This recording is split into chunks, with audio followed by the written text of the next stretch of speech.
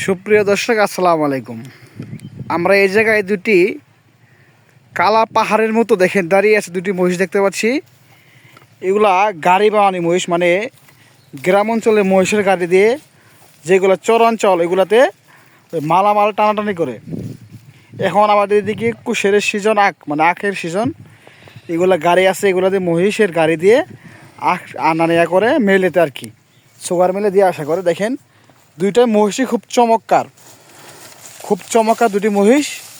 এটি কালো কুচকুচে, দেখেন কত বড়, এটা কালো পাহাড়ের মতো। এটা আরও ভালো দেখেন, হ্যাঁ, মানে গাড়ি বহাইতে বহাইতে দেখেন গলার মধ্যে মানে পড়ে গেছে, দাগ পড়ে গেছে কত বড়। এগুলা মনে হইতেছে বডি ওয়েট 9 মনের উপরে হবে। হ্যাঁ, এটা সব থেকে বড় তার মহিষ। দেখেন খুব চমৎকার মহিষ এটি।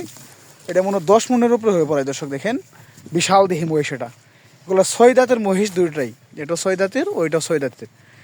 মেরি জাতের দুটি মহিষই দেখেন, পাড়া মহিষ।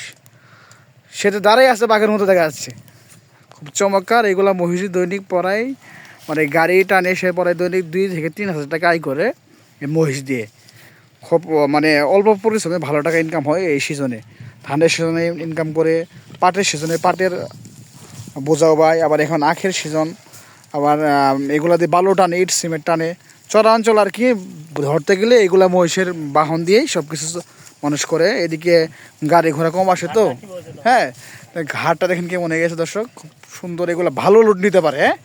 প্রায় দুইটা মহিষ মিলি প্রায় 50 থেকে 60 মণ লোড নেই, 50-60 মণের বেশি নেই আর কি, হ্যাঁ।